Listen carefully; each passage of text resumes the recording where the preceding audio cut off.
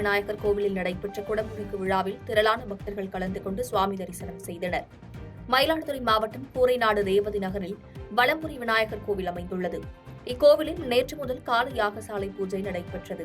இதனைத் தொடர்ந்து கும்பாபிஷேக தினமான இன்று காலை 2ஆம் கால யாகசாலை பூஜை தொடங்கி பூர்ணாகுதி மற்றும் மகா தீபாராதனை காட்டப்பட்டது.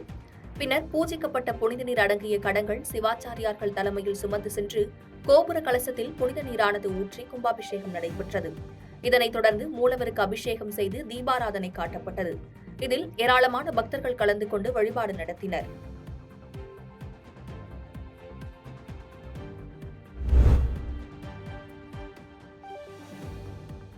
திருவள்ளூரில் தமிழக உள்துறை செயலாளர் அமுதா IAS சோதனை சாவடியில் திடீர் ஆய்வு மேற்கொண்டு காவல்துறை அதிகாரிகளிடம் எல்லையில் அதிநவீன கேமராக்கள் பொருத்துவது குறித்து ஆலோசனை மேற்கொண்டார். திருவள்ளூர் மாவட்டம் பள்ளிப்பட்டு வட்டம் அருகில் உள்ளது தமிழக ஆந்திர எல்லை. இங்கு அமைக்கப்பட்டுள்ள சோதனை சாவடியை கடந்துதான் ஆந்திர மாநிலத்தில் இருந்து வரும் அனைத்து வாகனங்களும் செல்ல வேண்டும். இங்கு தமிழக எல்லைப் பகுதியில் தமிழக உள்துறை செயலாளர் அமுதா IAS திடீர் ஆய்வு மேற்கொண்டார். இந்த ஆய்வில் போலீஸ் சோதனை சாவடி பகுதியில் அதிநவீன கேமராக்கள் பொருத்துவது குறித்தும் சோதனை சாவடியில் காவல்துறைக்கு தேவையான அடிப்படை வசதிகள் செய்து தருவது குறித்தும் காவல்துறை உயரதிகாரிகளிடம் ஆலோசனை மேற்கொள்ளப்பட்டது.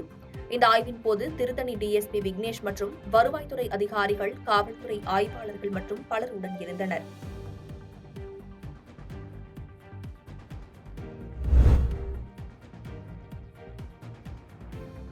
பெரம்பலூர் அருகே 10 நாட்களுக்கும் மேலாக குடிநீர் வழங்கப்படாததை கண்டித்து காலி குடங்களுடன் பொதுமக்கள் சாலை மறியலில் ஈடுபட்டதால் பரபரப்பு ஏற்பட்டது. பெரம்பலூர் மாவட்டம் பெரம்பலூர் துறையூர் சாலையில் அமைந்துள்ளது அம்மாபாளையம் கிராமம். இங்குள்ள வன்னிமலை 4வது வார்டில் 10 நாட்களுக்கும் மேலாக குடிநீர் விநியோகம் முறையாக வழங்கப்படாததால் ஆத்திரமடைந்த மக்கள் இன்று காலி குடங்களுடன் சாலை மறியலில் ஈடுபட்டனர். இதனால் அரை மணி நேரம் போக்குவரத்து பாதிக்கப்பட்டது. பெரம்பலூர் மாவட்டத்தில் குடிநீர் தட்டுப்பாட்டை தவிர்க்க மாவட்ட ஆட்சியர் தலைமையில் பல்வேறு முயற்சிகள் மேற்கொள்ளப்பட்டு வரும் நிலையில் கிராமப்புறங்களில் குடிநீர் கிடைக்காமல் தட்டுப்பாடு நிலவி வருவதால் விரைவாக இதுபோன்ற பிரச்சினைக்கு தீர்வு காண வேண்டும் என்பது பாதிக்கப்பட்ட ஊர் மக்களின் கோரிக்கையாக உள்ளது.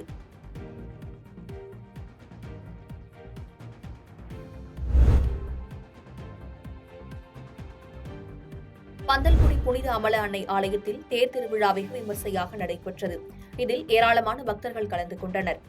விருதுநகர் மாவட்டம் அருப்புக்கோட்டை அருகே பந்தல்குடியில் 50 ஆண்டுகள் பழமையான புனித அமல அன்னை ஆலயம் அமைந்துள்ளது.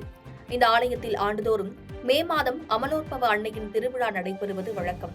இந்நிலையில் இந்த ஆண்டும் திருவிழா கடந்த வாரம் கொடியேற்றத்துடன் தொடங்கி வெகு விமர்சையாக நடைபெற்று வருகிறது. திருவிழாவை முன்னிட்டு அமல அன்னையின் திருவுருவ சிலை தேரில் பவனியாக வந்தது. இந்த தேர் பவனியில் பந்தல்குடி மற்றும் அதனை சுற்றியுள்ள கிராம மக்கள் மற்றும் வெளி மாவட்டங்களில் இருந்தும் ஏராளமான பக்தர்கள் கலந்து கொண்டு ஆசி பெற்று சென்றனர்.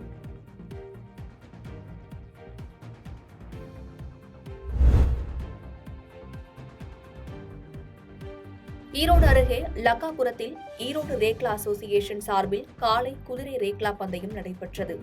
தொழிலாளர் தின விழாவை முன்னிட்டு ஈரோடு ரேக்லா அசோசியேஷன் சார்பில் ஈரோடு நாட்டு மாடுகள் பாதுகாப்பு குழு மற்றும் ஆதிவனம் ஆகியவை இணைந்து 18ஆம் ஆண்டாக காலை குதிரை ரேக்லா போட்டி இன்று நடைபெற்றது.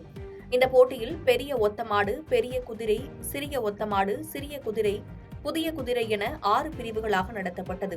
போட்டியானது லக்காபுரத்தில் தொடங்கி ஊஞ்சப்பாளையம் வரை 6 கிலோமீட்டர் தூரம் நடைபெற்றது. இதனை ஏராளமான பொதுமக்கள் கண்டுகளித்தனர்.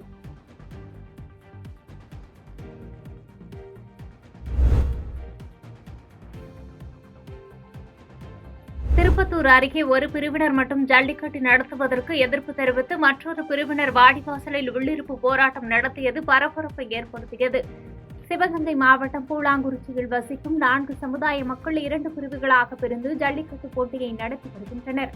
ஒரு ஆண்டு ஒரு பிரிவினரும் அடுத்த ஆண்டு மற்றொரு பிரிவினரும் ஜல்லிக்கட்டு போட்டியை நடத்துவதற்கு முடிவெடுத்து பல ஆண்டுகளாக ஒற்றுமையுடன் நடத்தி வரும் நிலையில் இந்த ஆண்டு அனைவரும் ஒன்று சேர்ந்து நடத்த வேண்டும் என்று கிராமத்து இளைஞர்களில் ஒரு சிலர் நீதிமன்றத்திலும் மாவட்ட நிர்வாகத்திலும் மனு கொடுத்தனர். விசாரணை செய்த வருவாய்த்துறையினர் இந்த ஆண்டு வழக்கம் போன்று நடத்தவும் அடுத்த ஆண்டு அனைவரும் ஒன்று சேர்ந்து நடத்திக் கொள்ளவும் உத்தரவிட்டனர். இந்த முடிவை ஏற்காத ஒரு தரப்பினர் இன்று ஜல்லிக்கட்டு நடக்கவிருக்கும் நிலையில் அதற்கு எதிர்ப்பு தெரிவித்து வாடிவாசலில் அமர்ந்து போராட்டத்தில் ஈடுபட்டனர். சட்டம் ஒழுங்கு பிரச்சினை ஏற்படாமல் தடுக்க வருவாய்த்துறையினர் மற்றும் காவல்துறையினர் போராட்டத்தில் ஈடுபட்டவர்களுடன் பேச்சுவார்த்தையில் ஈடுபட்டனர்.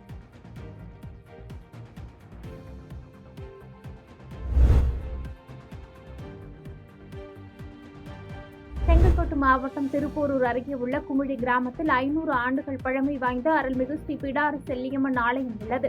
இவ்வாலயம் சிதிலமடைந்த நிலையில் இருந்ததால் குமிழி கிராம மக்கள் ஒன்று கூடி கோவிலை புனரமைத்து கும்பாபிஷேகம் நடத்திட முடிவு செய்தனர். அதன் அடிப்படையில் கோவில் திருப்பணிகள் முடிவுற்று கும்பாபிஷேகத்திற்கு தயாரான நிலையில் கடந்த வெள்ளிக்கிழமை முதல் காலை யாக பூஜையுடன் கோபூஜை உள்ளிட்ட பல்வேறு வேள்விகள் முடிவுற்று மங்கள வாத்தியத்துடனும் பம்பை உடுக்கை சத்தத்துடன் யாகசாலையில் உள்ள புனித நீர் உள்ள கலசத்தை சிவாச்சாரியார்கள் கொண்டு சென்று கோவில் விமான கலசத்திற்கும் மூலவ மூர்த்தி அம்பாளுக்கும் புனித நீரை ஊற்றி மகா கும்பாபிஷேகம் சிறப்பாக நடத்தினர். இதில் திரளான பக்தர்கள் கலந்து கொண்டு அம்மனை தரிசனம் செய்தனர். அதனைத் தொடர்ந்து பக்தர்களுக்கு அன்னதானம் வழங்கப்பட்டது.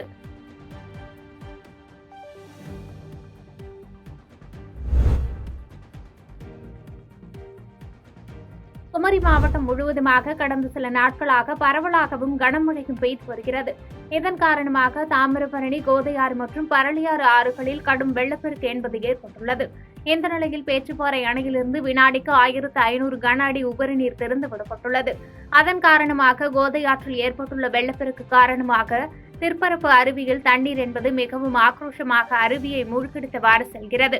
இதனால் திருப்பரப்பு அருவி பகுதி முழுவதுமாக தடுப்பு வேலிகள் அமைக்கப்பட்டு சுற்றுலா பயணிகள் குளிக்க போடப்பட்ட தடையின்றி 8வது நாளாக நீடிக்கிறது.